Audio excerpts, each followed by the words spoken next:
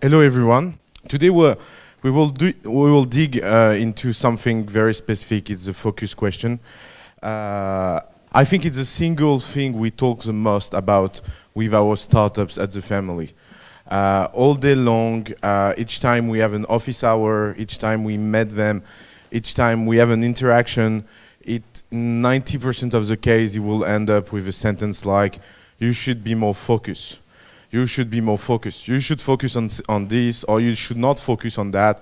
And it became, you know, like something we say so much that at some point some people are starting to be totally lost about what it means. And what I want to do today is to try to give you a very concrete case of what the focus is. So one of the misconceptions that is very often due to the expression of focus is that people are likely to think that focusing on something is doing only one thing. And there is this misconception when you tell someone that he should be focused, that there is a single task that he can do, and that task should be his only and solo focus, and nothing else counts.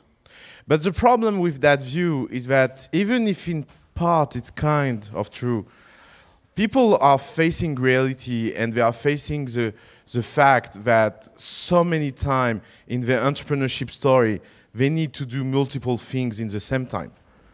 And they start to feel that pressure that even if they want to stay focused, there is so many things around them that distract them.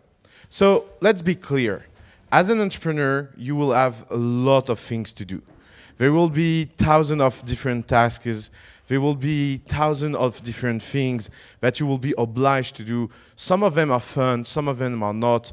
Some of them are useful. Sometimes some of them are a pure waste of your time. But dealing with it is part of the job, and dealing with it is part of being focused. So there is a definition I like much more about being focused, is that it can come down to the question of intensity. It can come down to the fact that being focused is about being very, very intense, and about everything you do, whatever you are doing, you will always do it with the highest level of intensity. And when we talk about intensity, we talk about something very specific, about how much energy can you put in everything you do. And it can come down to every basic task that as an entrepreneur you have to do. One example is the sales focus. For example, the best company at the family are always be closing. I don't know if you know that movie with the salesperson that say the very basic lesson about sales is A, B, C, always be closing. Like that sentence in that movie became like, you know, the sales very common pistache joke. But the truth is that when you are a startup, every single sales you are doing count. And for example, being focused means being intense. Being intense means that every single person you will meet, you will try to sell. And we have great example of that at the family. For example, Nikolai in Menu Next Door, each time he goes somewhere, even when we do our grocery, he closes people to become cook on his platform or to become new customers. And it's always amazing to watch because it's kind of funny. You know, most of entrepreneurs fail because they don't want to look like funny. But it's better to look like funny and out of your league and so many times embarrass people about what you are doing and try to sell whatever it costs than not being successful and embarrassing no one. So one of the obstacles of putting that kind of amount of intensity in your project is that often you are worried that people will judge you, or people will be annoyed, or people will be, oh, that guy is talking again about his startup. Like, I cannot stand. But if you reach that point, at least you will be in the game. Because at least you will be so much into the game, you will be doing so much of that kind of focus that you know if you are right or wrong. So our very concrete definition of focus is that as an entrepreneur, you should separate your task in two kinds of tasks. You know, we love separation like that. We are very exclusive. So two kinds of tasks. Tasks that provide growth, tasks that doesn't provide growth. Tasks that have a direct impact on your growth, tasks that doesn't have any direct impact on your growth. So it's kind of easy. Let's take an example. Accounting. Growth or not growth? Not growth. There is a guy that said growth. No. That was a simple one. So that one is very, very unuseful for your growth. So as an entrepreneur, you should not focus on. That doesn't mean that you don't need to do your accounting. Like it's a legal obligation. You have no other choice. You have to do that kind of stupid things because that's the law. So I'm not telling you that not focusing on something is not about not doing it. Not focusing on something is trying to find hacks to make it as a back process in your company, even if you will be a little bit late about that, or maybe finding a great solution that will solve that issue for you, etc., etc. So being focused is about the fact that you need to focus on everything that provides growth. And at early stage, there is only two things that can provide growth in your startup: talking to customers and having new product. And developing your product and talking to your customer should be a very intense cycle that both come along the way with each other. Another example we have been very impressed by at the family is Algolia.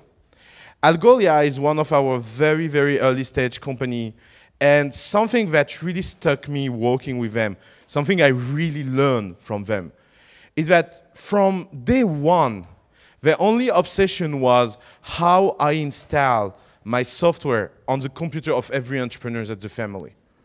How I get everyone that is inside the family, that I meet at dinner, that I meet during the event, that I meet at meetup, that will install my solution. And it's a kind of an easy solution, and one of the traps most entrepreneurs will get in is that when they want that someone installs something, like the best case scenario will be something like, I send you an email with a link, download it, and let's see if it happens. But Algolia team, that's what they are doing. What they are doing is that they open the computer and they install it for you. That's intensity. That is focus. It can seem really silly. It can seem like, oh my God, but what I will install myself on 1 million computer? Of course not, because at some moment, you will reach a point where other people will be as fan as you of your company and do that for yourself. But you cannot underestimate the amount of energy you need at the beginning and the amount of intensity you need to put inside your startup to reach that kind of level. Be smart about outsourcing. There is thousands of opportunity of outsourcing out there. There is platform where a lot of people in cheap country can provide cheap work for you. You have Elance, Upwork, freelancer.com. We even have one French one, Upwork, but H-O-P, work. You have so many companies that can provide you a lot of labor and workforce in the cloud that can do everything that is a stupid process inside your company. For example, one of the things I always see people doing is the data crunching thing. You know, when you start a project, you have a lot of data crunch to do. Maybe you need to data crunch a base of leads. Maybe you need to data crunch a list of investors you want to contact. Or you want to data crunch, I don't know, a list of customers by category and organize the data. And I'm always amazed to see how many entrepreneurs do that kind of things by themselves. You know, and with two kind of strategies. Strategy one, you know, is the geek entrepreneurs. They use algorithm, and they will spend hours to find a way to build something a little bit automatic to gather the data. And most of the time, the data sets are so small that 10 people in India will be much more efficient than any algorithm. And the other strategy is that they will spend night long without sleeping, just doing that because they have the feeling that they will look real and tough doing that. And there is no case of doing that is not something else than being stupid. Like it's a very basic misconception about work. It's a very basic misconception about what is important. So there is so many things in a company that you can automate. There is so many things, so many tools, so many processes, so many steps that you can just program yourself. And one of the things that is very important to keep in mind is that programming your company is a task as an entrepreneur. The automation is something, it's a very important task.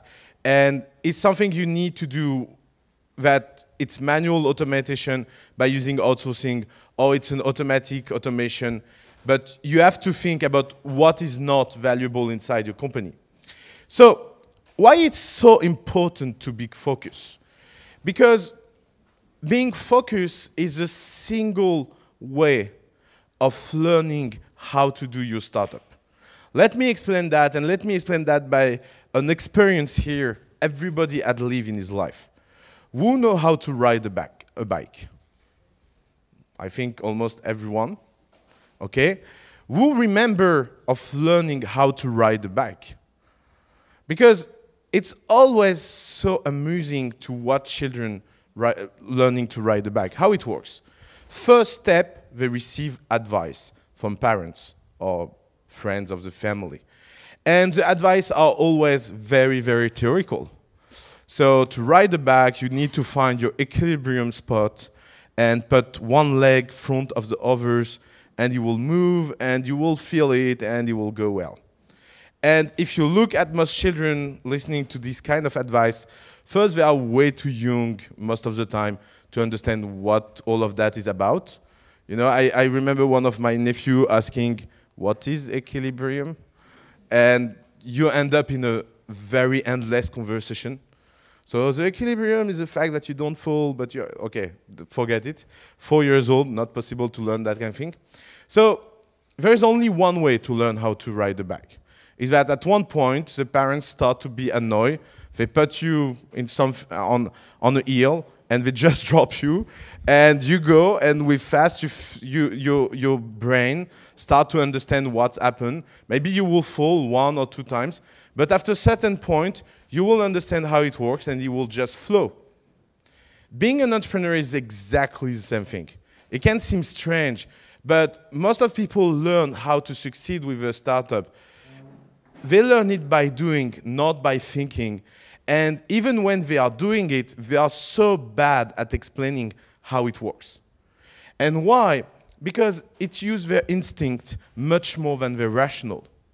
And how do you train your instinct? How do you come up with an instinct that works? There is only one way. You need to focus. Because being focused puts you in a situation where you have no other choice than being right or wrong. And to give you an example that speaks a little bit more for entrepreneurs than riding a bike, let's take the very common unfocusing of the beginning of every startup. Market segmentation. How many people start their company and on this very basic question, who are your first users? People reply, everyone. Of course, everyone will love what I'm doing, and everyone is waiting for me. So that thing comes down to the realization that you hope that the market segmentation will be forced to yourself. You hope that someone outside will say, I'm the user. I'm the one that wants to buy your product.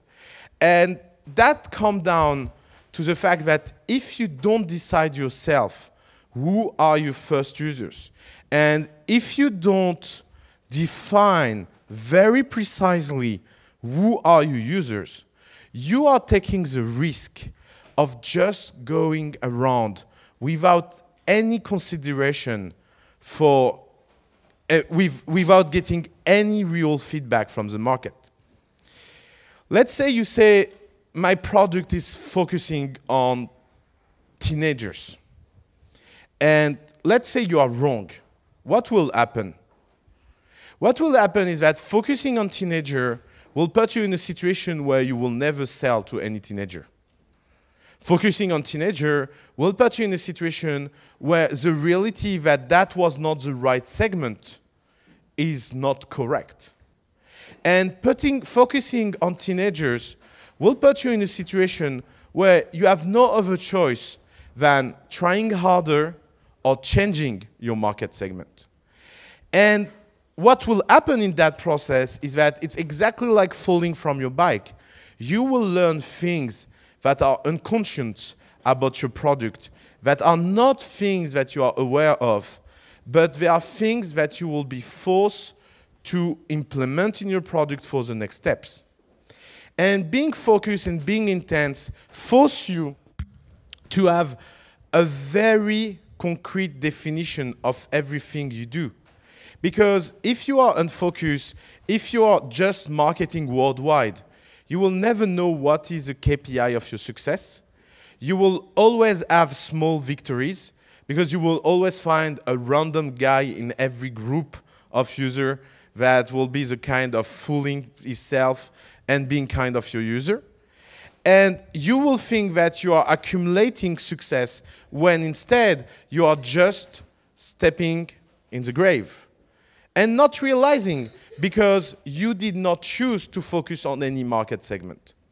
So one of the great value of being focused is that it helps you to decide if you are right much faster.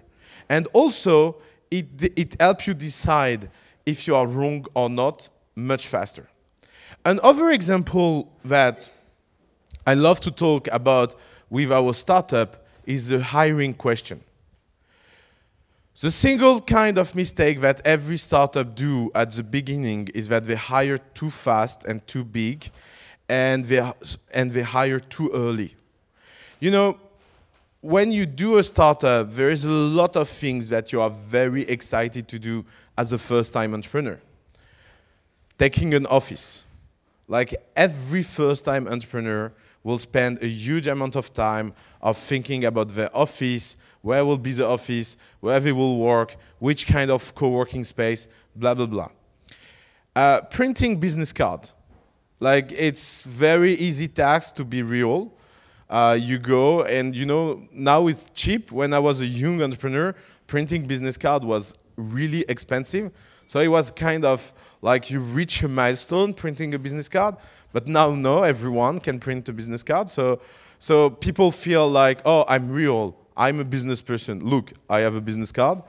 Like, and I hope one day you will reach a point where you will stop to all print business card and annoy everyone with your business card. Because after you end up like, we have a box upstairs with thousands of business cards and you don't even remember any single person in the box. But one of the other very joyful thing as a first-time entrepreneur is hiring. Because the hiring process is so grateful at the beginning. You have job interviews, so you meet people. You have the feeling of power, because you will decide if you will get the job or not. Now you are the real boss. You will have all the screening, weird question. Even if you read, I don't know, the Google interview process or Facebook interview process, you will come up with games or party or anything that fit your culture, and that will be so important to decide if someone needs to work for you or not. And all of that, you know, it's kind of very useful when you really need to hire, but most of the time startups hire too early because they hire for the worst reason ever, is because they need to solve their problem. You want a very concrete example? You don't have any client, so you will hire a chief marketing officer. Because of course you have no client because you don't have a chief marketing officer, not because your product sucks.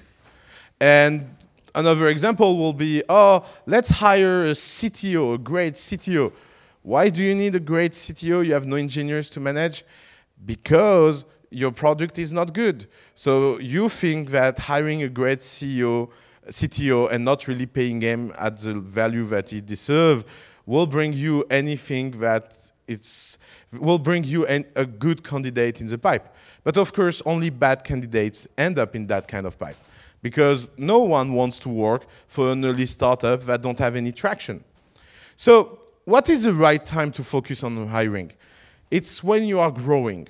Like, you can separate again your startup in two kind of phase: pre-product market fit, post-product market fit.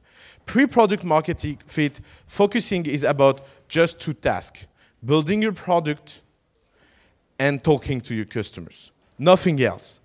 Post-product market fit, your only focus as a founder will be to hire the people to sustain that growth. But you should be careful, because you should never hire in advance.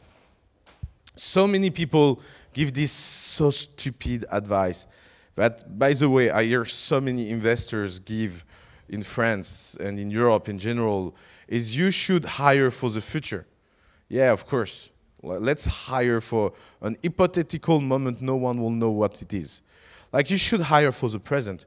You should hire for the people that will bring you value directly inside your startup. All of that is because people are looking for a kind of validation. You know, why people unfocus themselves? They unfocus themselves because it feels good to be unfocused, much more than being focused. You know, like going to conference, networking, all of that means that people are really doing something real. And you know, the problem is that most of the people in your entourage will think that all of that matters. You want an example? I'm always amazed how much congratulation our entrepreneurs get each time they are in the press. Each time someone receives an article, they get so many likes on Facebook, so many congrats, so many feedbacks, so many people write you emails because they remember you. Like, there is this joke we have at the family, that each time there is an article about the family, we have this list of dark listed people that contact us. You know, there are the people that every 6 months wake up and they are like, oh my God, that's real? Yeah, let's contact them, even if I don't like them. And it's annoying because you want, as an entrepreneur, being celebrated for the real things.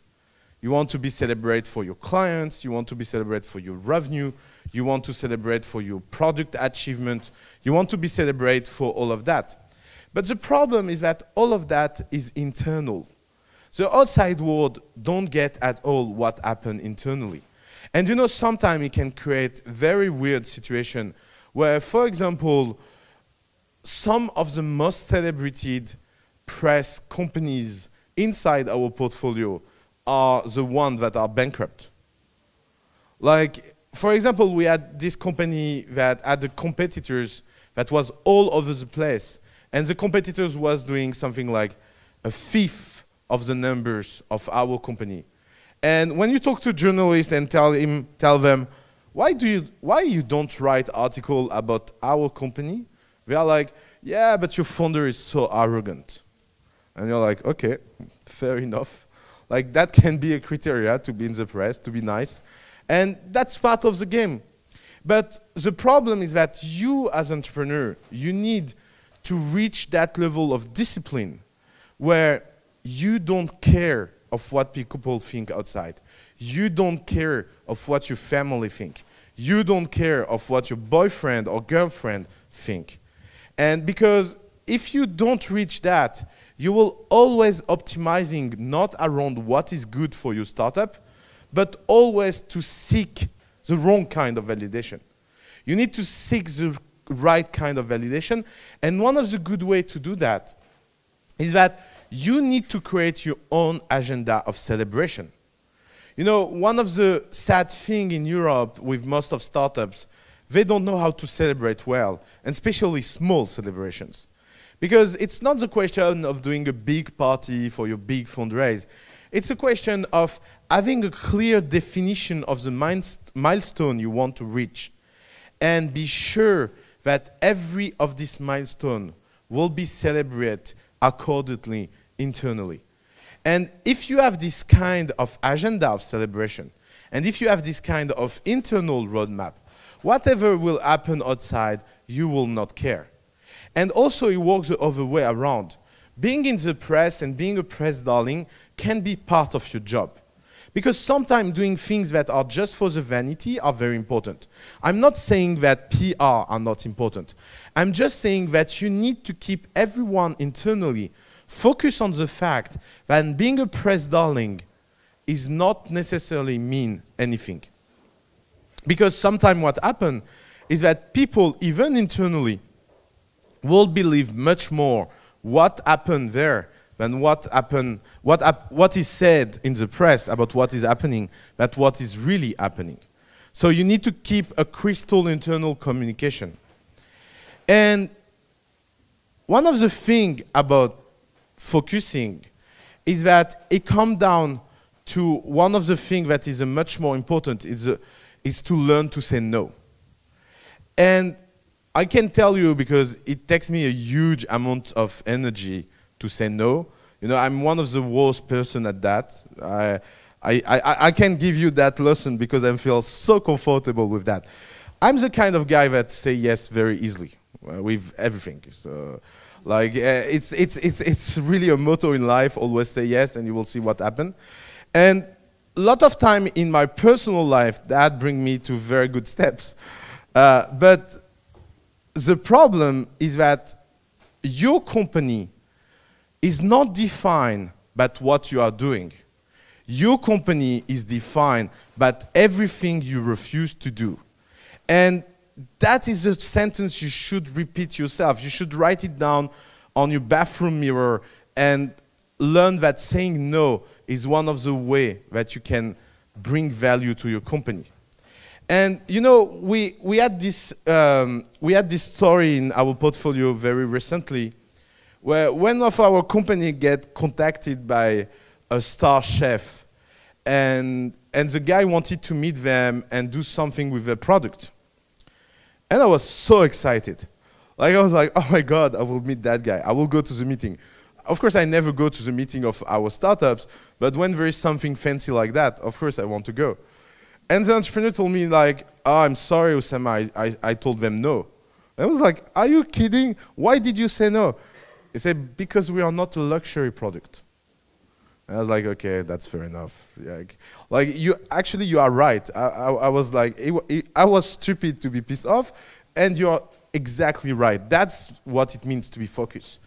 Being focused means that sometimes opportunities can bring you nothing, and you know that they will bring you nothing, and you should be crystal clear about the fact that you will do nothing that will be in that configuration. And one of the counter-arguments that a lot of people have around that is that they will say, yeah, but so many times you don't know what will happen during a meeting, and that random opportunity can end up with something big. And I took that lesson from Angel List. I wrote an email to a friend not long time ago about being introduced to the founders of Angel List to talk about the family. And the guy replied to me, he said, I'm sorry to tell you that, Oussama, but Angel List doesn't take any external meeting. And I was like, why? And he said, because they are so focusing on building the product and building their business that they are fine about missing out a lot of opportunity. And that's the point. The point is that you need to decide which kind of opportunity you are comfortable missing. Because being focused is about the fact that there is so many good things that can happen to your startup that you will decide consciously that it will not happen because it's not part of your strategy. That's not to say that you don't need to take good opportunities, but you need to have this kind of filter that decide if that action is aligned with your long-term interest or not. And most of the time, most of vanity things are not aligned with it. Or one of the things that I do, for example, I have what I call an entertainment budget. I do things that I know I will waste my time, but it's part of my holidays. For example, I'm going to the Forbes 30 under 30 party because that will be a good party, but I know for sure that it will bring nothing in my life. The champagne seems good. So, do what matters today, and I think focusing is also about changing your temporal perception. So here I want to talk about something that is a huge misconception around our ecosystems, that, you know, entrepreneurs are people that are planning to the future. Entrepreneurs are people that are so good at planning their life and planning their task. That's wrong. That's not what entrepreneurship is about. Entrepreneurship is about being very good every day and being better every day. And if you want a very single advice you can apply to learn to be focused, is reduce your time space. Forget everything about strategy, for example. No startups should do anything strategic. You know, so many entrepreneurs on beginning of their story, they are like, oh, I want to meet you to talk about my strategy. So here's a definition of strategy. Strategy is a usage of capital over time. Why strategy exists? Because I hope one day you will reach a point where you will have so much money on your bank account that you cannot spend it in a day, so you will have to think how you spend it. There is a direct correlation between capital and strategy. Strategy is born to use capital over time. If you have no capital, if you have no money, if you have nothing, you have no strategy. You have only survival mode. And every startup should start being in this huge hardcore survival mode. So when strategy appears each time you need to put your time frame a little bit longer.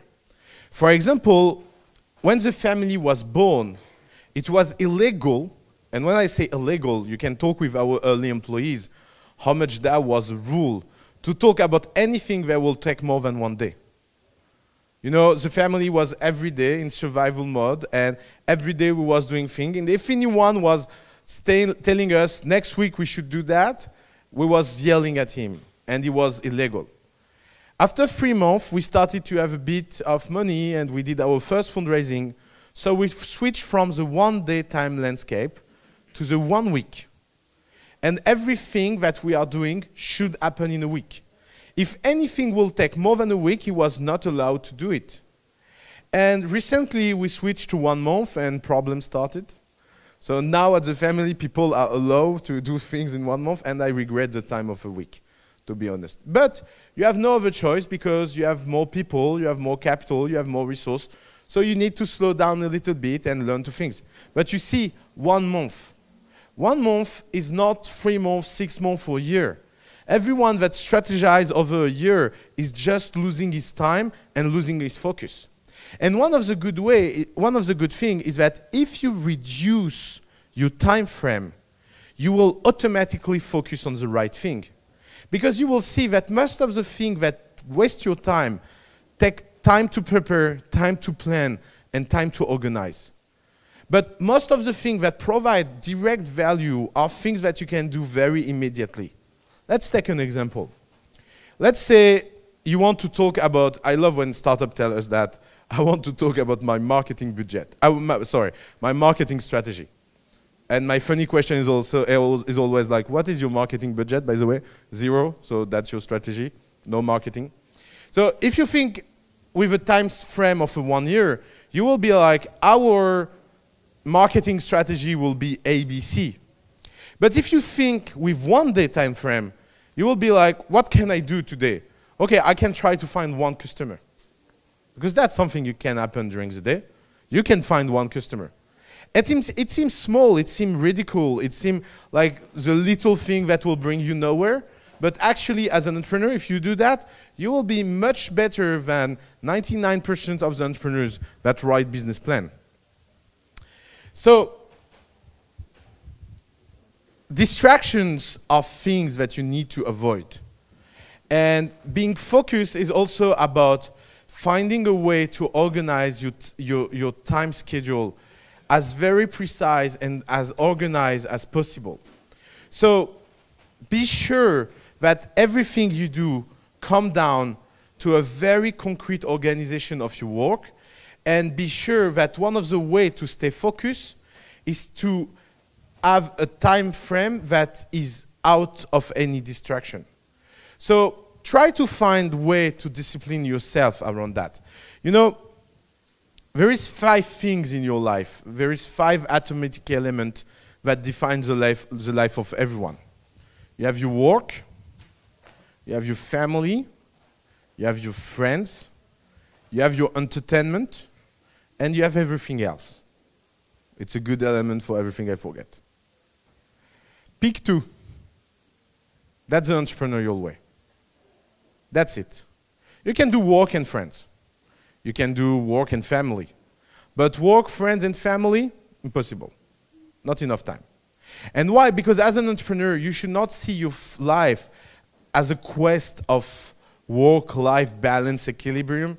I know that all of that is very fashionable nowadays. But as an entrepreneur, you are working on a game that needs so much energy that the only thing you can do is during this lapse of time, the beginning of your journey, you need to be so intense and so focused that you cannot do so much thing in your life. So being focusing as an entrepreneur comes down also about making hard choice about your life. And that hard choice are not forever. Like, I'm not telling you you should live all your life like as a very intense entrepreneur. Like, you know, I think most of very successful entrepreneurs end up finding a balance in their life. But if you are serious about making your company take off, if you are serious about the fact you want to build something big, you need to be serious about which kind of choice you do about your life. So, one of the most common source of unfocusing are investors. Investors are so good at unfocusing startup. So of course, when I talk about investor, I talk about bad investors. So I'm talking around 80% of the investors investing in Europe. That will have been said on camera. Hello, my friends. So, investors, they have 3 tools to unfocus yourself. And they love to use that tools. The first one is stupid reporting. Let's be clear. As an entrepreneur, you took money from someone, you should be very good at reporting. Don't accept to have the respect of anyone if you don't keep in the loop of information about your company. And as an entrepreneur, one of your focus should be to report as often as possible what happened inside your company to the community of your investors. But that said, reporting is something built internally in the logic of your business and in the logic of your framework.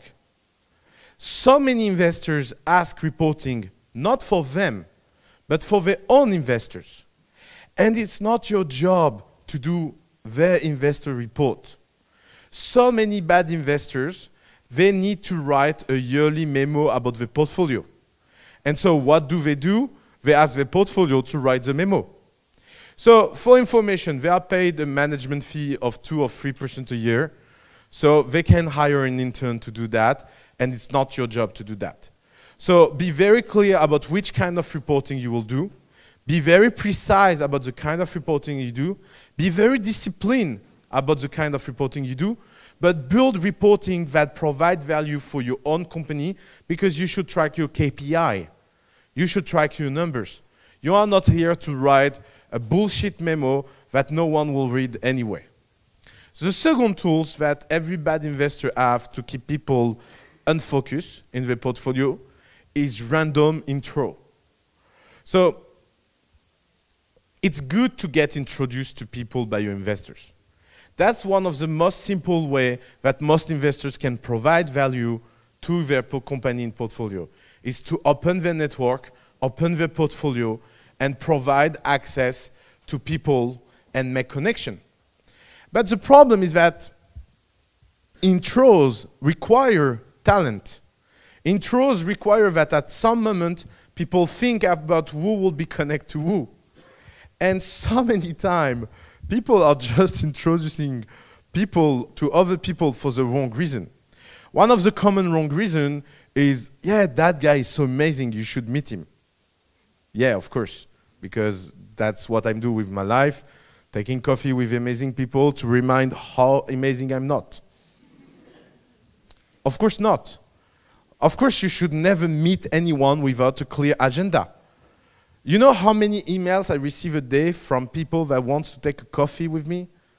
Like, first, I don't drink coffee. So bad luck for everyone offering me coffee. And also, why I should take any meeting without an agenda? Like, if I don't have any interest to take that meeting, why should I take the meeting? For the pay it forward culture, I pay it forward with my friends, not with random people that send me emails and I don't know them. So be hardcore about yourself and be very clear with the people that introduce you to other people. And one of the good ways to do that, for example, I have a personal methodology. I have a spreadsheet where I rank every intro that I receive from people, and I can do a graduation about the matchmaking talent of people. So some people have very bad grades, so when I receive intro from them, I don't reply. And at some point, they will feel so embarrassed that I don't reply to their intro that they are stopping. And some people are so good at matchmaking us with so incredible people that provide us very short-term value that I give them a bonus. And each time I receive an intro from them, I go much faster and I reply much more diligently. And ranking people from the value they provide you is one of the ways to stay focused. And so few people are doing that, but if collectively we are all doing that, we will rank people in the ecosystem much faster, and we will see who provide value and who not. And it will be so cool if we publish that. That will be next step. A next source of focusing is your inbox. So I can talk about that because I think I'm a very good victim of public email and so many emails. You know, I reached a point where I decided to declare Chapter 11 on my mailbox. I don't know if you know what Chapter 11, in US, declaring Chapter 11 means that you declare bankrupt. And so what I do is that now every month I delete every email that I did not read, and I just forget about them. So why I'm doing that? Because I realized something about the mailbox. I realized that we are victim as a transition generation of the old world applied to the new world. So what is a mailbox? A mailbox is a place where anyone can write to you with no barrier to the entry. And it's so easy to write email to everyone. So the problem with that is that we took the etiquette of a very old world when writing to someone cost a lot. You know, you need to buy paper, use your hand, and put that in things, go to the postal service. Like, only that was really making it really high level and inaccessible. And sending the letter and waiting for 2 weeks for someone replying and sending back a message, all of that. And we took that etiquette and we applied it to email. But what is email? If you think about what is email as an entrepreneur, it's a to-do list that the outside world makes enforceable to you. But it's just an unsolicited to-do list. Because the to-do you receive in your mailbox are the to-do of the people, but not necessarily your to-do. And realizing that, you will realize that most of the email you receive, you are fine about never replying to them, because they are outside your focus. And you know, there is this thing that is so strange with so many good entrepreneurs, is that when a client writes an email to the company, the email goes in the support mailbox that is taken care by interns or very low-level people in your company, customer service. And they are, I think, the most single important part of communication around your company. And when someone writes you an email directly about an internship that anyway doesn't care because he sent 1,000 emails with the same letter and he even made a mistake in the name of your company, you reply. And you are like, why? Why people are so irrational? So one of the advice we give every startup is that the support email of their company should be the CEO mailbox. And the CEO should reply to every client email until the moment he cannot. And when he cannot, he should be the second most important person in the company that do that until he go down to a specialized customer support and happiness team. Because caring to your customer, that's a huge priority. But managing random message in your mailbox about a guy that want to invite you at something unsolicited, that's not important.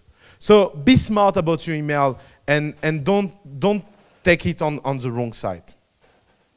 So one of the best ways to keep on track is to have a very clear KPI dashboard that you build and you track week over week to see if your focus pay off or not. And to come back to the ride biking lesson earlier, KPI are great because they are telling you if you are failing or not. They are telling you if you're on track or not, and it will provide you a kind of, a back-end processing thing that you will at some point realize very unconsciously what works and what doesn't work. And KPI are so good for that because they are your best friend. Sometimes a friend that is a bit harsh because he always tells the truth, but your best friend because if it goes up, everything goes up in your life. So focusing on your KPI is very, very important, and you need to be sure that you keep track of the important KPI. So let's talk a little bit about the KPI. You have three kinds of KPI. You have the vanity KPI, you have the operationals KPI, and you have your life KPI.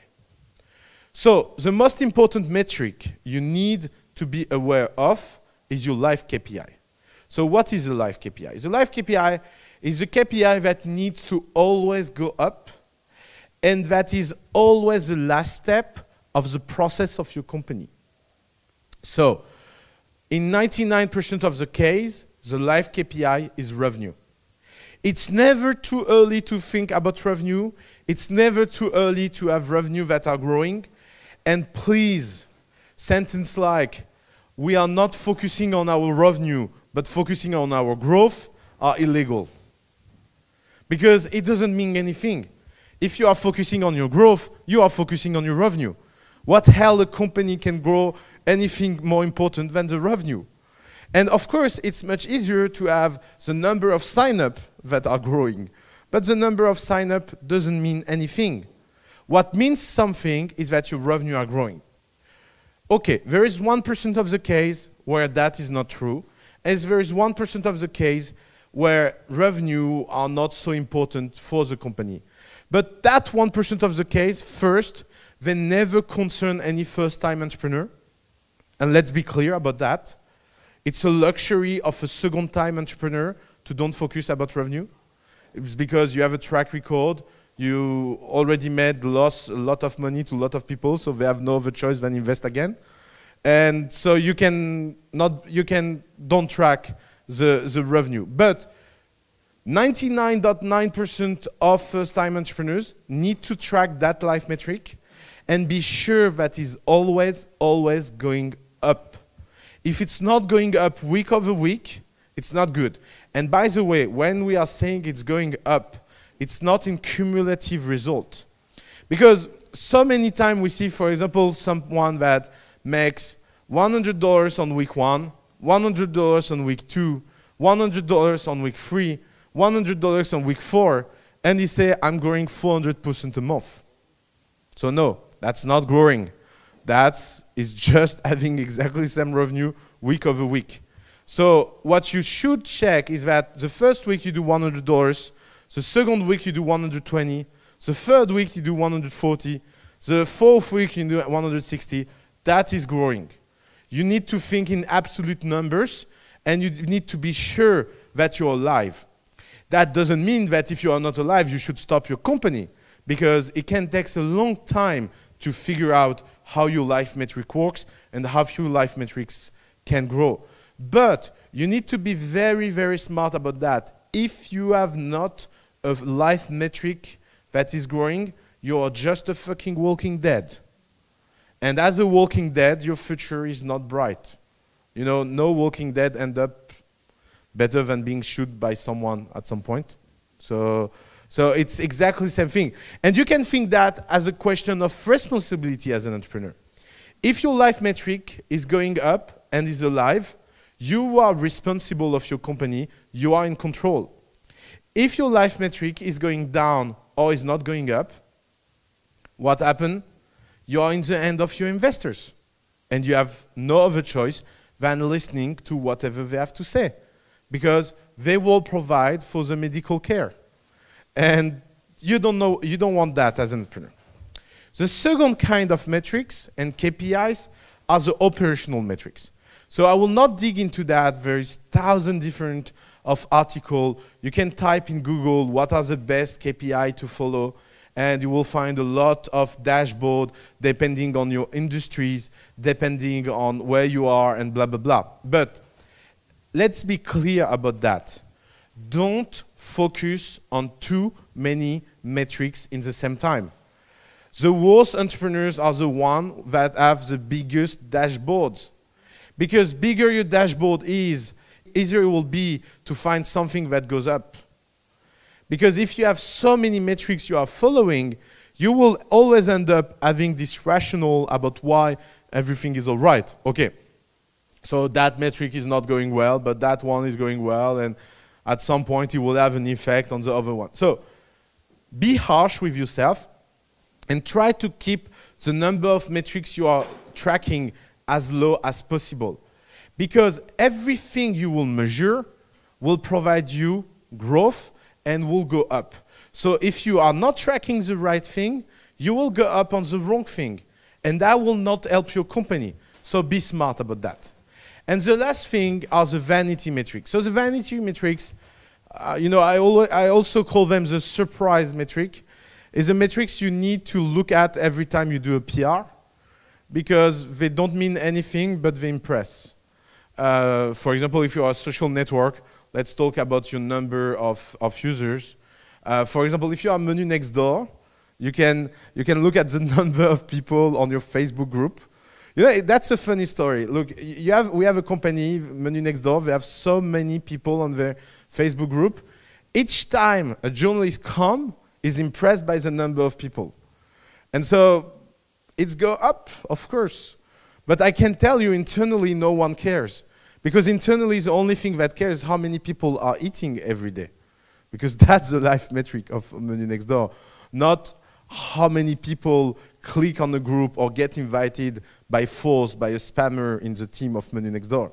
But of course journalists doesn't have this kind of notion because they are journalists in first place. So they don't really know how all of that works. And because they don't know how it works, they believe the stories that entrepreneurs say. For example, to apply at the family, it's very easy. You send an email. So we have this great vanity metrics that every journalist asks is how many apply do you have? Like if you look the mailbox of apply, I think 70% of the people doesn't need the family but a medical doctor. And you don't imagine how many apply are just crap. and people are like, oh, that's impressive, so many imply. But it doesn't mean anything. Like if you want to look the real metric of the family is the quality of startup that we get in. And vanity metrics are the kind of metrics that the outside world will ask. That doesn't mean that you don't need to make them scary. That doesn't mean that they should not go up. That doesn't mean that they are not important in kind of competition. But for God's sake, don't look at the competitor vanity metric and believe them. Because also, most of the time, people lie because everybody lies. So, one of the things that you need to learn to do is that you need to learn to build around you some protection to keep you focused. So, it's never easy to say no. It depends on people, of course, but mostly nice people don't like to say no. It's never easy to really be focused. So one of the good ways to do that is to write down simple rules and simple framework or simple question that will act as a test for everything happening in your company. And you can remind yourself by just looking at it and telling yourself, does I apply that rule or not? And that's one of the single way of being focused and staying focused. And why being focused is so important, and I will end up on that, is that you need to understand that most of the startups works exactly like a boat. And what happened on a boat is if you have the joy of sailing one day, you will learn that for very strange reason that really I don't explain, everybody is acting like the captain. Oh, captain, my captain. Like people are, if that guy is the captain of the boat, it's for a reason. So even if he's doing things that are weird or counterintuitive, they will tend to replicate them. And so it's exactly the same thing in your startup. Is as a founder, very early on, you are not focused, every single person joining your team will be less focused than you are, and you will end up with a mess very fast. And be aware of that. Every person you hire is your enemy for the first 6 months. And I'm not kidding. Because what happens when you hire people? When you hire people, people come with their own intuition, their own methodology, their own view of the world, and they always have this kind of reaction, why we don't do that way instead of that way. And that's great. Sometimes. Most of the times, people are just uninformed. Most of the time, people are just not understanding the rationale behind your decision. Sometimes they are just unfocused. And so being very, very intense and being very, very focused help people learn and adapt to the culture of the company faster. And one of the single points of success for startups is the speed with which you onboard people. More people become productive fast by the culture, by what is surrounding them, better your company will be. But the problem is that by definition, even very talented people will always make mistakes, will always be unfocused, and will always represent a threat for your startup, for your company, and for your culture. And the only way to protect yourself from that is to be crystal clear about what is the focus, what is allowed, what is not. And one of the issues is that more you are hiring people, more you will need to do it faster on your people. And one of the only way to do that is that everyone share a very, very intense culture. If people don't share that kind of intense culture, people will not be in a situation where they will be ready to follow you, they will not be ready to apply your culture, and they will do everything they can to change it. But if your culture is very strong, and if your focus is very strong, they will have only 2 choices. They will adapt, or they will leave. And that will be much better than having someone that goes north when everybody else is going south. Thank you very much.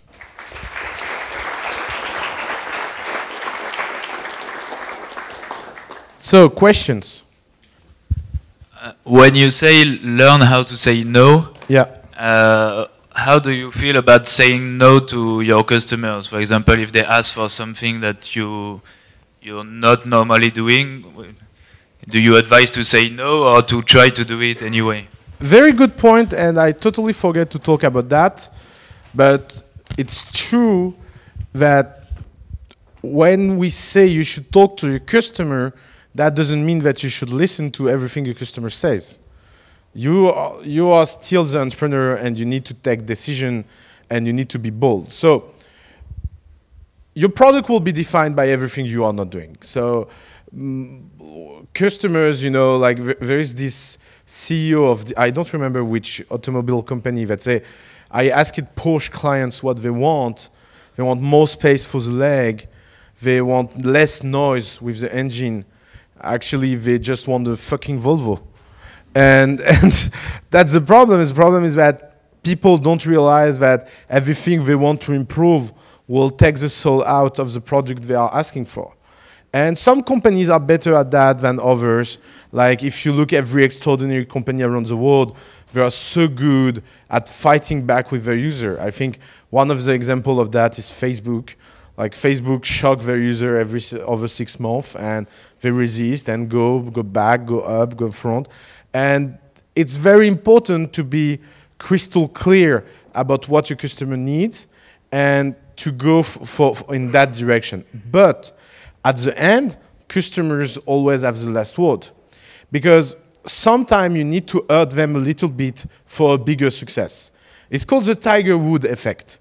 Like it's a very famous story. I don't know if you watch or follow golf, but at least everybody knows Tiger Woods for his 10 wives in 10 cities. So he's kind of famous outside golf for that. Until that day, Tiger Woods was World Series champion year over year for almost 6 years or 7 years. One of the best golf player ever. And his story is very interesting because before being number one, he was number 5 or 4. And if you look at the average revenue of a golf player, being number 5 or 4, it's something like between $5 to $10 million a year. So it's not bad in terms of personal career. It's not bad in terms of personal revenue. And he went coach over coach to find someone that was ready to make him number one. And he found that coach that told him, like, I know what's your problem. You have a problem with your swing, and there is no way to solve that issue. And the only way to solve that issue is that you need to unlearn golf and reach a point where you will be so bad that we can learn from scratch and you will come up back. And that guy did that crazy thing that he was 4 or 5 in the golf rank and he went down to 100, 200, 300, 400, 500. He get down to a point where everyone had forget his name. And he came back. And he came back as number one.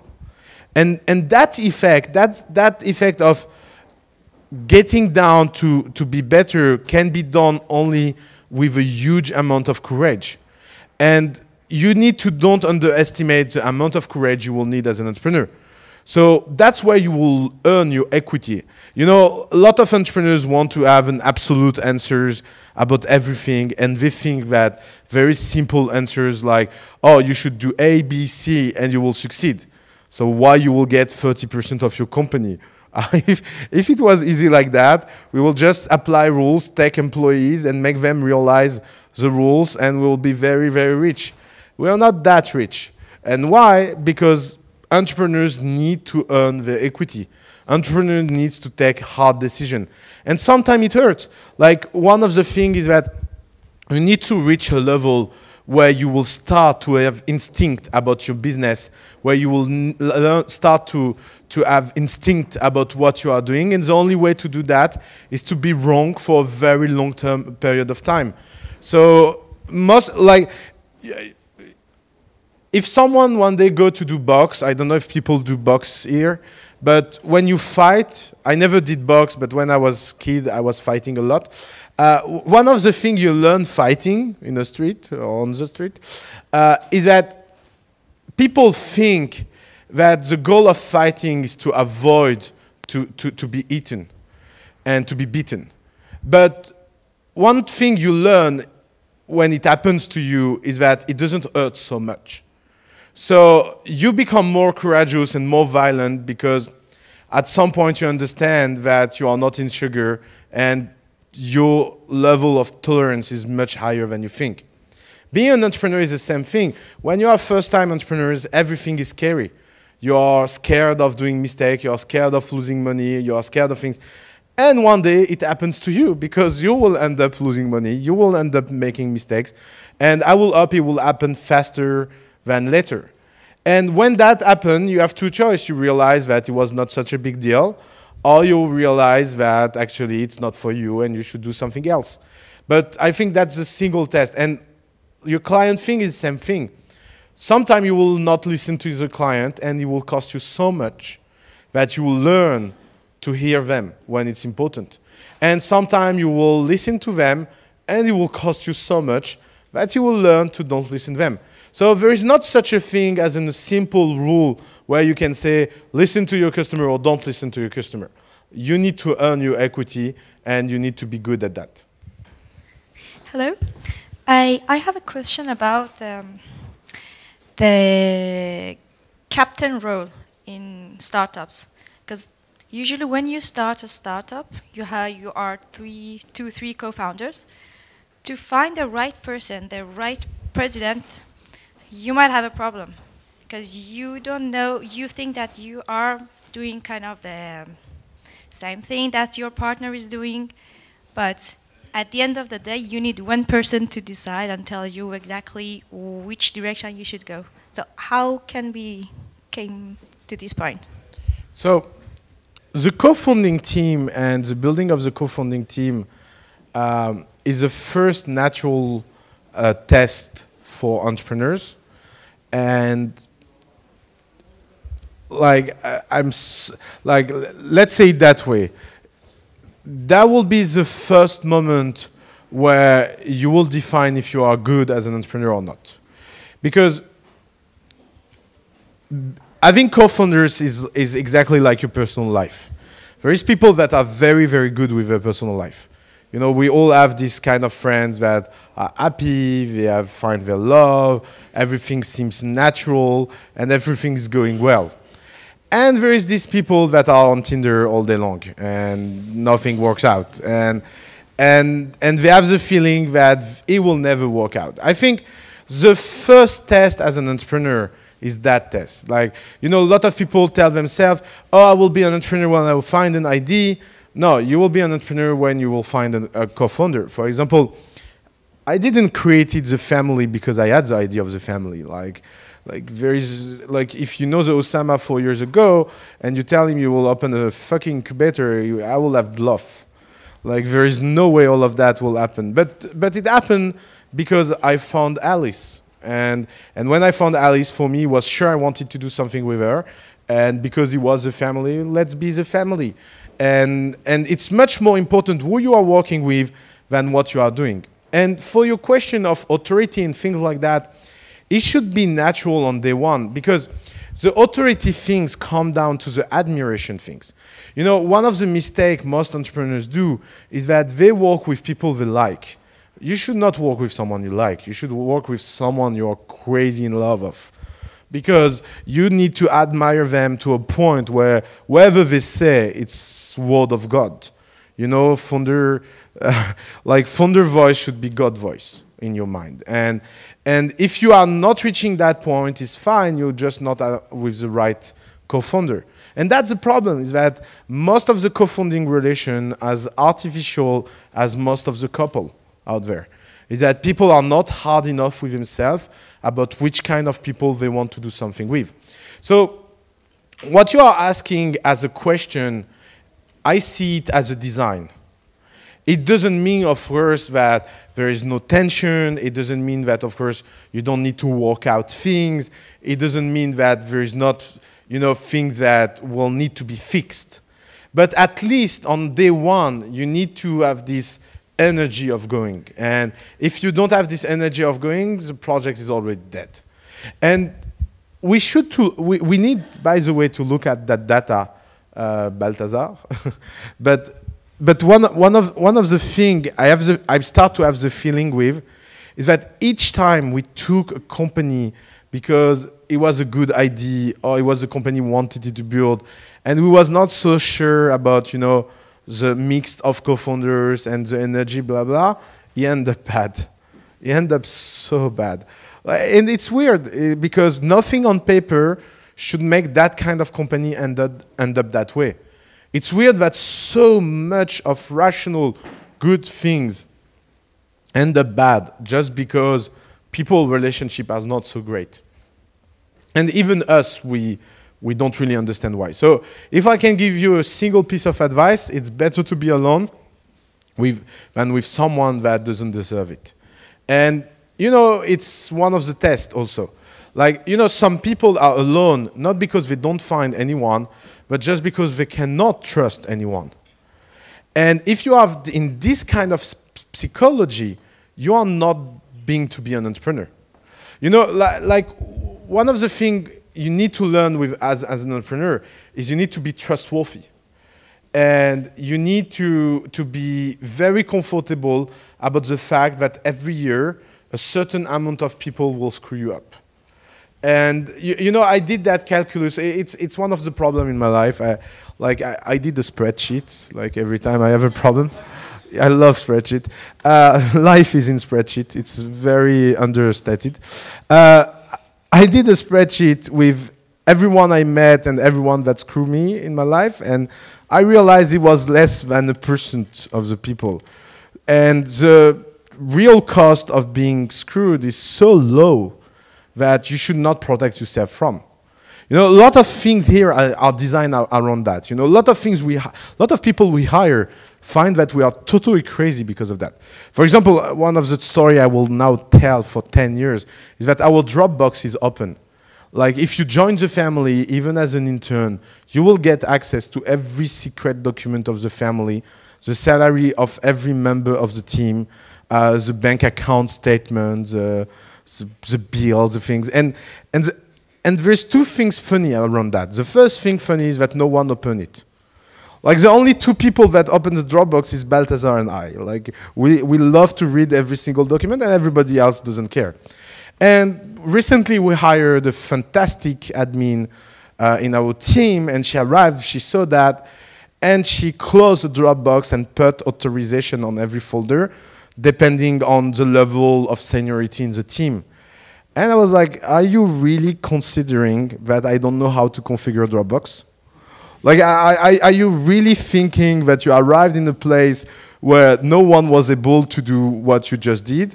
And why you did not think that that was not something that was like that through random, but something by design? And why we are doing that? Because the value of doing that is much higher than every downside we can have. Maybe one day we will have a crazy intern that will leak a document to a journalist, or maybe one day we will have a crazy employee that is so mad at us that he will take an information and send it to a competitor. But it's so uncommon that why you want to protect yourself from that. And you know, it's like, if you want to think about the design of our society, it's so common because 1% of things happen that 99% of the people get really crushed. Like, I will not talk about terrorist law, things like that, because it's not the subject. But you can think exactly the same way. It's like, because something so extreme happened, you change all society around that kind of things. And don't do that, like, people do that because it's a good way of being a politician, but don't do that as an entrepreneur. Stay focused on the data and stay focused on what really happened. And if everybody screw you up, like, maybe there's a problem with you in first place. So let's see it like that. Hello. Just a question about product market fit. It's when you have a lot of traction or when you start to have some revenues? So the definition of product market fit is that you reach product market fit when you start to be late around your company. You know, when you start your company, you are always in advance because you decide to do something and it happens. Product market fit is when things happen in your company and you are always late behind. Too many customers to manage, too many emails to answer, too many complaints from users. You know, one of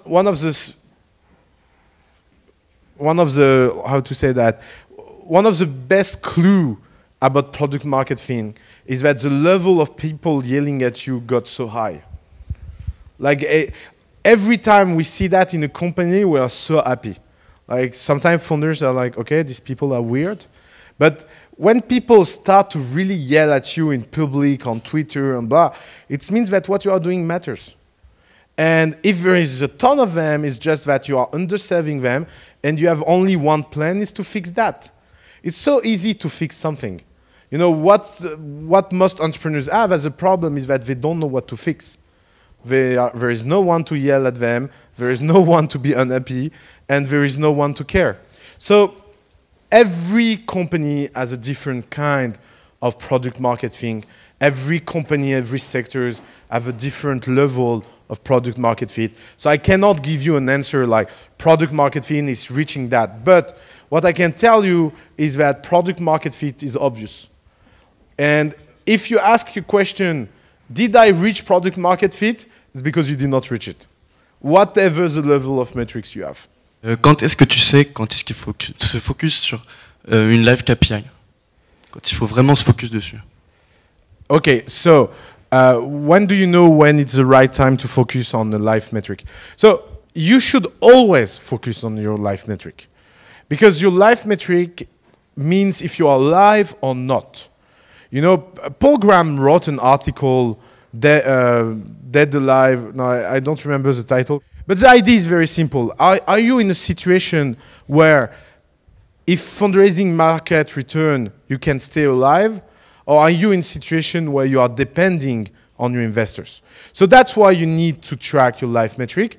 And on day first, you need to look at it.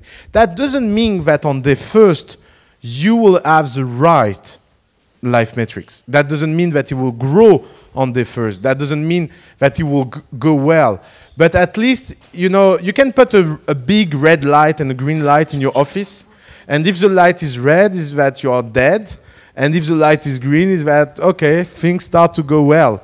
And you know, you can sometimes, life metrics can be fine until a certain point, and you will go back to the Walking Dead zone, and you will be alive again, and Walking Dead again, and life again. So it's not like an on-off thing, but it's something you need to keep a track on, because your goal as an entrepreneur is that you need to go out from the dead zone as soon as possible. Please come. Default alive or default dead? It's one of the best essays wrote about startup, because it's one of the few essays that can apply so universally.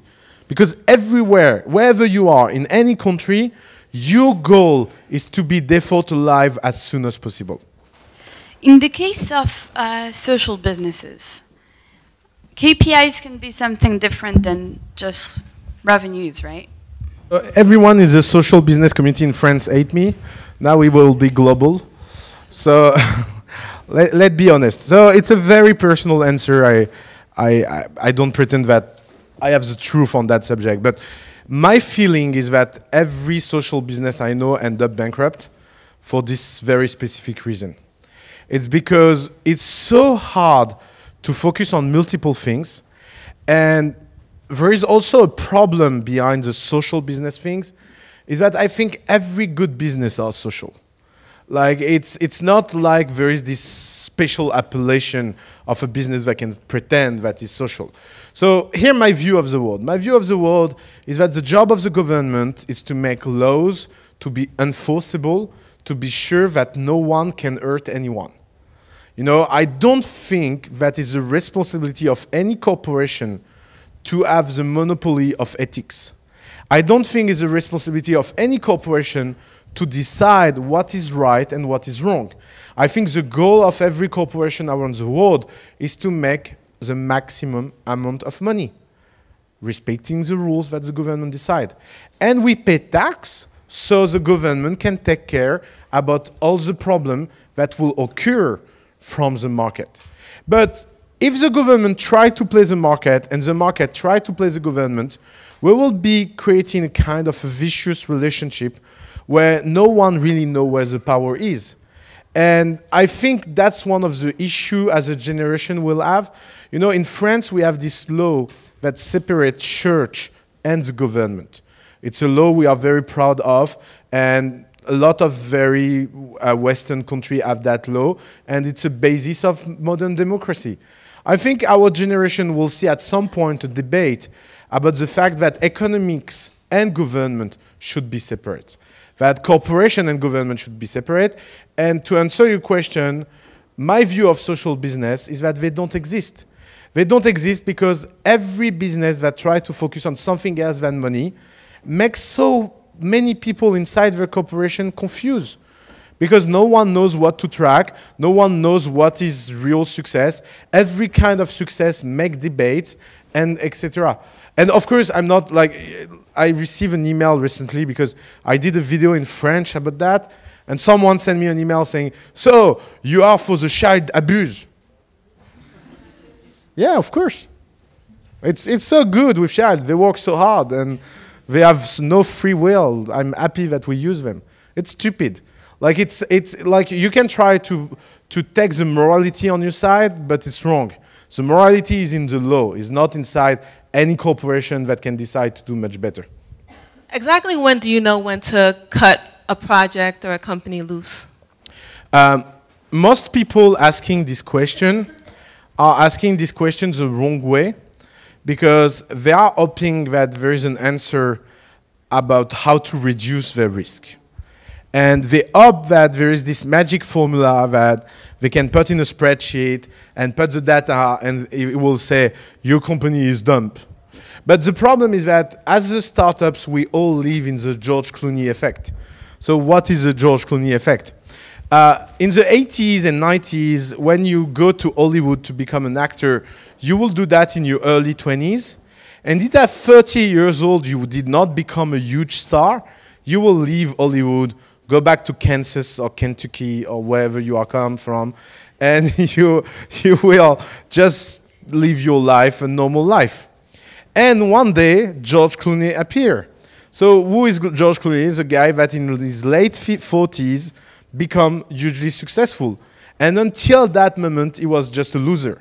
So every single actor that reached 30 years old and start to ask questions about his life, should I leave, should I stop, is saying himself, I am the next George Clooney or not? And that creates like this kind of tension where you never know where you will stop. And because you are asking the wrong question, the good question you should ask is, do I enjoy what I am doing? And that should be the simple answer that makes you continue. And of course, you should not do exactly the same thing every day, because if you do exactly the same thing every day, it will be obstination, it will be stupidity. But being an entrepreneur is a one-way ticket. Like, if you become an entrepreneur and you enjoy being an entrepreneur, even if you are not successful, you should keep being an entrepreneur. And you know, like, it comes down to the idea that in life, you know, we talk so much about the joy of doing things. But we should talk about the level of suffering we are ready to take, because they define us much more than the level of joy we have in activity. You know, a lot of people say, I will do something because I like it. Yeah, but do you want to do something because whatever pain it will provide, you will be fine with that? And it's exactly the same thing about when do you stop your company. Some people, like George Clooney, are so comfortable of not having success that they can go forever and ever. And they will prefer that than doing anything else. And if there is a single thing that you can do as an alternative to be an entrepreneur, you should do it. Like so many times, please take the microphone again. So you believe that everyone should be 100% in love with every project they take on? Yeah. Okay. Actually, I think everyone should be 1,000%. And if you are not 1,000%, you are not in the right project. Okay. It might be stupid, but it's fine. just about the day-to-day operation. Yeah. I would say, for example, if you have one target for tomorrow, how can you do in your today life at work to stay focused and don't lose this focus? Because we often have a lot of interruption from like your mailbox, Facebook, phones, and stuff like that. Yeah. So, do you have any tips to provide in order to stay focused? I think I'm one of the worst person in the world at that. You know, I can unfocus myself so much that I can forget what I was doing before because a notification appears. So, like I'm on your track, and it's really not a stupid question. So, we have this problem that is kind of new, is that it's really hard on the practical side to stay focused because there is so much notification, there is so much ring, and there is this culture of instantaneity. You know, like sometimes when you don't reply to someone for 1 hour, it's sure you are dead. Like it's not like, oh, maybe he's doing something. No, he's dead in the river with a bullet in his head. You know, it's like there is no middle anymore. And, you know, it's always like that for the generation of transition. For example, I love to look at how teenagers act with notification. Like, the first thing teenagers do in average when they have a phone, it's to kill every notification. And it's so funny, because they are born in it, so they don't have this feeling that they have any external obligation. And they are like, yeah, I will look when I look, and that's fine. And it's so funny because they are connected all day long. You know, it comes with this weird concept of, it's not because there is notification that I will look, because no one will tell me what to do. But of course, they will be connected all day long. But so it comes down to stupid things. You should shut your mailbox. You should define hours where you reply email. You should look at your Facebook only 10 times a day, no more. You should discipline yourself. And I'm not a personal coach. I have no idea of how helping people doing that. And I'm sure there is thousands of ways to do that, and there is thousands of articles. But don't do the other opposite, because focusing is not also. It's not just an attitude. We have these entrepreneurs that are so focused that they are stupid. Like there is an urgent email and they don't see it because they are focused. But being focused is not an attitude. Being focused is a mindset. There is a difference between mindset and attitude. Attitude is what you fake to look like something, like people that want to look cool. And there is a mindset of being cool. It's just natural. So it's again the same thing. So I will like around obvious thing like cut crap out and try to don't distract yourself. And the meetings is a good example of that. Like a lot of companies take meetings and they don't need to take meetings. They need to build a product. So that can be a good culture. Like during 6 months you lock down and don't take meeting. I think the most impressive company I ever saw around that, Facebook. Like if there is one company that I really personally admire, Facebook. Like these people are so crazy that they can lock down and lock up a 1,000 company for a week. Like 1,000 people during 1 week do nothing else than a single task because there is an emergency. Like for example, when Google Plus get out, they locked down the company. So they told everyone in the company, everyone, maybe 3,000 people, to cancel all meetings during 2 weeks and only work on a set of tasks that was like these gigantic to-dos to prepare to the war. I try to don't take any meeting until April to focus on the videos, look at my agenda. Like every day I cancel things and every day things come back and I'm a bit weak and blah, blah, because it's so hard. So I understand the pain. I'm not giving a lesson about focus because no one is never 100% focused. It's more something we need to all reach. It's not something you are or you are not. You can be a little bit more every day. When you speak about to stay focused, yeah. I understand to lose or to gain energy. And for me, a way to lose energy is to take too much time to explain the goal. Sorry. You know why I laugh? Because I understand your pain.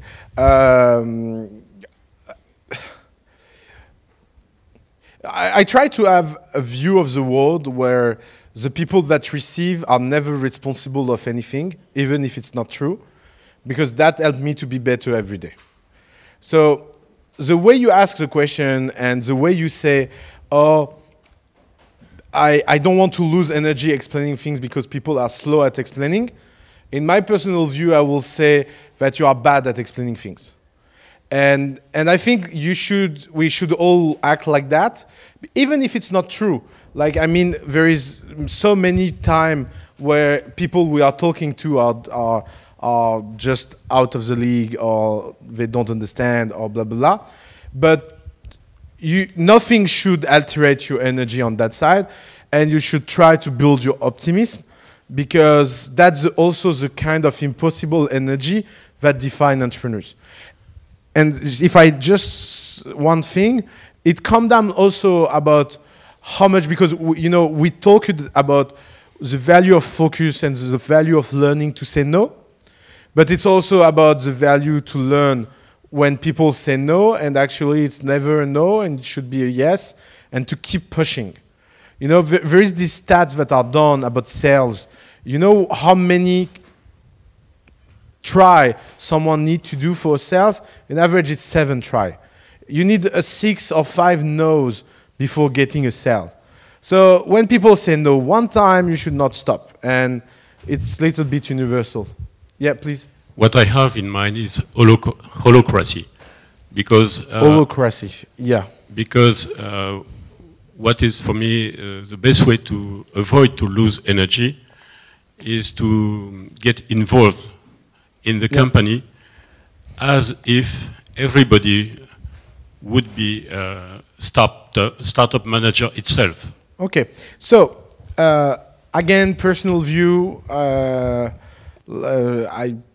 do whatever you want in your life, but I will give you an empirical view about that. Every single company that tries to apply innovative management strategy are dying. Like, there is not such a thing as a company that innovates at management and innovate as company.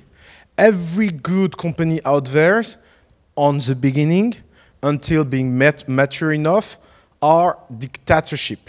And a dictatorship where every details count and where at every level as a founder you should be involved, etc. At one point, you reach a point, maybe you will be a big company or a small, medium company, you will reach a point where the fight is done and you need to manage your company. And maybe holacracy at that moment can work, but, or every other kind of innovative management strategy. But the time where you are able to innovate about management are a time where you are already hugely successful. And until that moment, there is only one way to manage your company as a startup, is about being very detail-oriented and obsessed at every single level. Because if, as a founder, you are not, you will end up having all these people taking the control of your company and not being able to reach the point where you want to reach. And you know, it hurt. Like, one of the things that is so difficult about being a successful entrepreneur is that people think that you are successful before you really are. And I think that's one of the things that makes it so horrible to be successful, is that people will project in you success on your storytelling, not on your reality. And that's good because it's your job as an entrepreneur. But you will have to understand as an entrepreneur that you need 24 months or 36 months more to be sure that you will survive and be alive and blah, blah. You know, for example, Save in our portfolio is a good example of that. We are hiring 2,000 people this year. When you're hiring 2,000 people during a year, everybody thinks it's done. Everybody thinks, okay, the job is done. But the reality is that the job is starting. Because it's when you hire 2,000 people in 1 year that everything can go wrong. And it's much harder than having the first 10 people of your team. Yeah.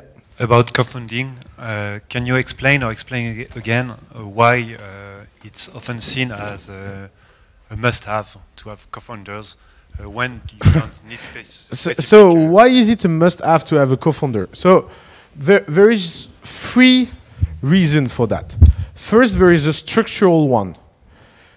For startups are way too much work for anyone alone. And they are way too much depressing for anyone alone. So it's something very simple and basic, is that you need courage, and you cannot maintain 100% level of courage every day. And so when you are down, you need someone up. And when everybody is down, you need to be in a group to go up together. And it's you know, like being in team play, you can do things in team that you will otherwise never do alone. So that's the practical reason. Now there is the investor bias. The investor bias is that, and it's a very important and good one, is that if you are not able to convince someone to join you, you will never be able to have anything in your company. It's a very hardcore test. It's not true all time long. There is some situation where the reason why you are a founder alone are very specific. For example, we have very good single founder in the family, but they are quite unique. And it's because they have some personal issue. And that personal issue don't hurt the business, but still, it's personal issue. And the fact that you tell the world that you will convince everyone to buy a product, but you did not find any friend to believe it, it's really weird. There's a bias in that you want, I mean, you consider by saying that people want to have, to convince a friend or someone to join them. if you don't want to... I don't say I'm not in the case, I'm just no, trying please, to please, understand. no worry. We are talking about your friend. So, look, if you have this kind of feeling, if you say things like, there is a bias because I don't want to convince someone to join me, you are telling that you don't think that the fight will be hard. You are telling that you don't think that the fight will be intense, and you are telling the world that the fight will be unimportant. And the third reason is a statistical one. There is 1,000 of studies that are done on the subject, and the odds of succeeding with your startups by being a solo founders are 200 times lower than having a bad co-founder. Think about that. What do you mean when you say we have to be in survival mode? What do I mean to be in survival mode? Do you want a mimic or a movie? Or no, it's a very easy idea, is that at the beginning in your startup, if you don't push and if you are like not very hardcore about what you are doing, your startup will not exist. So you are dead. It's a definition of survival mode. Like people that, like if you crash in a plane and you have no food for a week, no one is supposed to stay a week without food. You agree on that? That's a survival mode. Is that even if there is no food during a week, even if it's unnatural to stay so long without food, you will do everything you can to survive. That's a survival mode. Companies are the same. A company is something that should have a team, revenue, product. When you start as a founder, you have nothing of that. So you should be dead. It's exactly like a survival mode. So you should do everything you need to survive. Yeah. In order to stay focused on revenue, should you do predictions, and how no. should you? No. No. Very simple answer. Like, avoid prediction, avoid planning, avoid everything that a consultant can do. It's a very good test mentally. Like, imagine what a consultant will do, and if you do it, don't do it. It works all time long. Like the most opposite career to entrepreneurship is consulting. So, for example, I think consultants do the worst entrepreneurs. And it's statistically proven.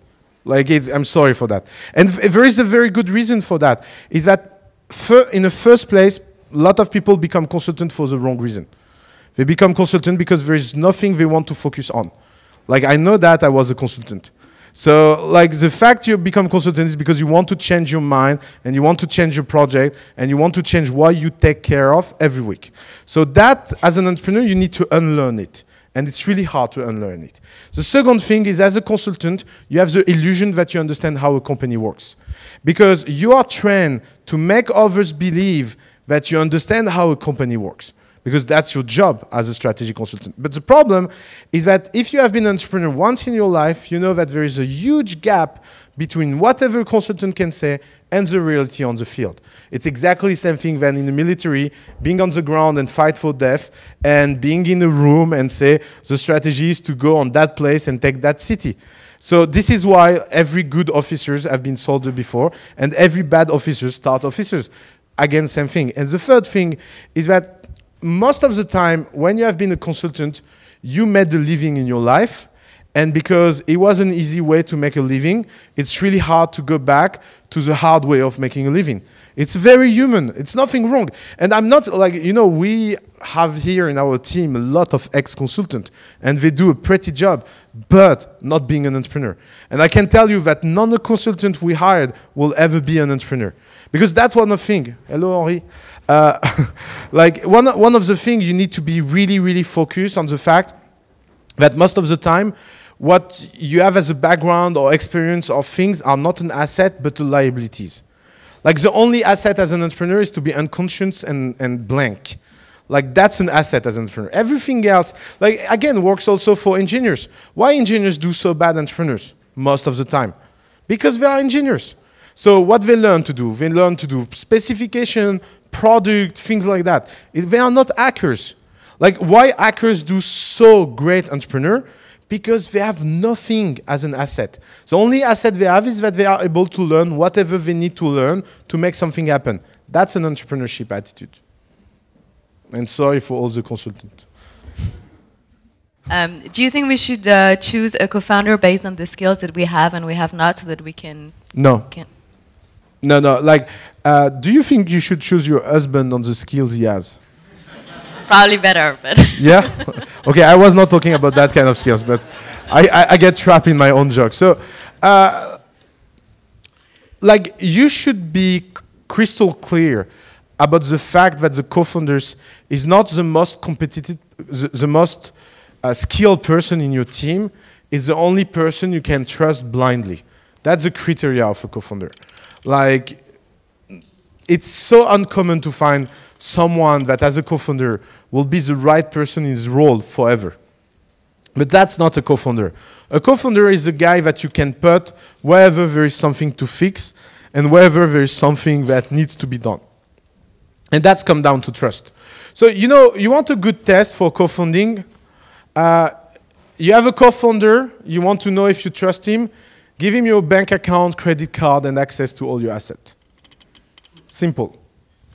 If you sleep well, knowing that he has your credit card number, your bank account, and he can take whatever money you want and you will not notice it, it's your co-founder. And that doesn't come with skills, you know. It comes with something else. It comes with trust. It comes with something magical that bound people together.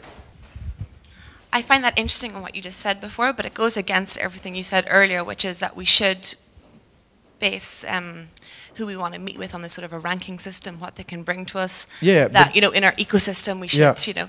And you're taking a huge part out of life, which is chance encounter. And I do believe there's a certain, you know, your own, I don't know, positive energy attitude kind of brings these people into your life. But, you know, this goes against what you just said. So, two things. First, it doesn't go against what I say. It's just, it's two different categories of people. Pay attention. Like, I don't think you should treat the way you select employees the way you select your co-founders. Like, that's the point. And you should not select the people that are your partners or trusted relationship the way you select your employees and the way you select your co-founders. There is different category of people around you, and each of these category have a certain things you are looking for. And when it comes down to co-founders, it's not a question of skills. It's not a question of having someone that is perfect and doing things right. It's going down to someone you can really trust to a point that is irrational. And I don't think you should give your credit card to any employee. That's the point. Surely you don't know what role people will play in your life before you've actually met them. Yeah, that's true. So, which in a way means you can't rank people or qualify them. Can you speak louder? Sorry. Which means in a way that you can't rank people or start before meeting them. Okay, so that's the other part of the question. It's about the question of how can you reach the level of having this kind of feedback of people if in first place you don't have this random effect of opening opportunity. So let's be clear. First, it's not because you are focused that you don't have an entertainment time. Again, it's an idea that is very important. I don't think anyone needs any advice about his entertaining time. And I don't think it's because you tell someone that you should be so focused that even taking external meeting should be considered off, that you will not meet people externally. People are not like that.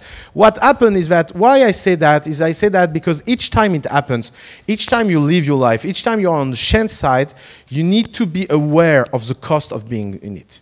And you need to be aware that if your strategy is to be so open that you will meet so random people that it will end up good, you will end up bad.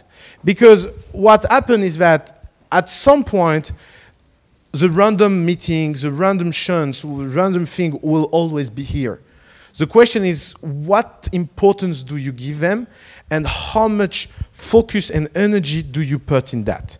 And you should put as low energy and as low focus as possible on this part of business, because it will ever happen. It will always happen. You don't need to be like, for example, we have entrepreneurs that have this networking time in their calendar, and they go to every single networking event. And these people, they never have the luck to never meet anyone good because they network way too much. So they even take out the joy of networking. Networking should be the thing that happens when you have a bit of free time and you enjoy a dinner and things like that. For example, that's why as a family we organize a monthly dinner. Once a month we tell you, you should spend 4 hours meeting random people. It's once a month, it's 4 hours, it's straight, it's focus. And it's not something you should do all day long. Because if you do it all day long, you will end up being very undisciplined. He replied to you? Cool. Thank you very much. Bye-bye.